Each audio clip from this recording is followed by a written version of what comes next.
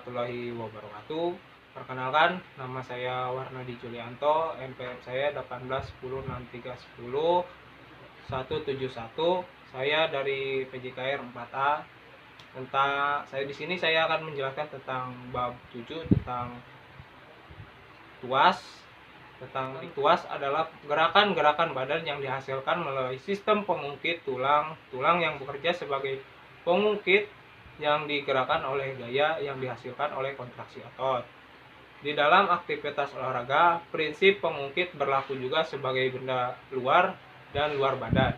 Pada prinsip pengungkit, apabila ada dua buah gaya yang bekerja pada suatu benda dan bekerja berlawanan arah terhadap porosnya, maka pada benda tersebut bekerja sebuah tuas.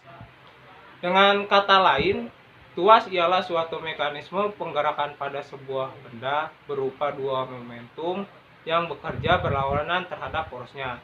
Ada 3 jenis yang ditandai oleh letaknya sumbu putar, beban, dan gaya. Kelas 1. Pada tuas kelas 1 ini, sumbu putar terletak antara gaya dan beban. Sehingga pada tuas kelas 1 ini, besarnya gaya untuk melawan beban dapat terjadi segala kemungkinan tergantung dari besarnya LB dan LG. Kelas 2. Pada tuas kelas ini, beban terletak antara sumbu putar dan gaya. Sehingga pada tuas kelas 2 ini, besarnya gaya untuk melawan beban selalu lebih kecil dari beban itu sendiri. Karena LB selalu lebih kecil dari LG dan akan membuat efisien.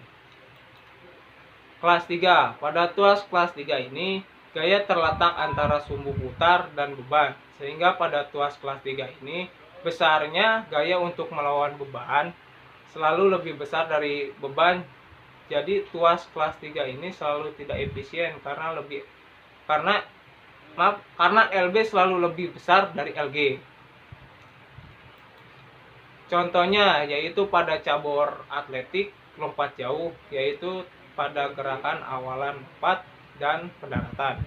Ketika kaki melakukan lompatan termasuk ke dalam pengungkit kelas 2, mengangkat tumit dan bertumpu atau berputar pada ujung kaki, itu termasuk ke kelas 2. Dan sedangkan untuk pendaratan termasuk ke dalam kelas 1, karena pada gerakan pendaratan ujung mengetuk pada lantai, berputar dan pergelangan kaki itu termasuk ke dalam pengungkit kelas 2. Kesimpulan, pada tuas kelas 1 besar dapat terjadi segala kemungkinan tergantung pada besaran 1B dan 1G. Pada tuas kelas 2, gaya untuk melawan besaran selalu lebih kecil dari beban itu sendiri. Jadi tuas kelas 2 selalu efisien. Pada tuas kelas 3, gaya urut melawan beban selalu lebih besar dari beban. Jadi tuas kelas 3 selalu tidak efisien.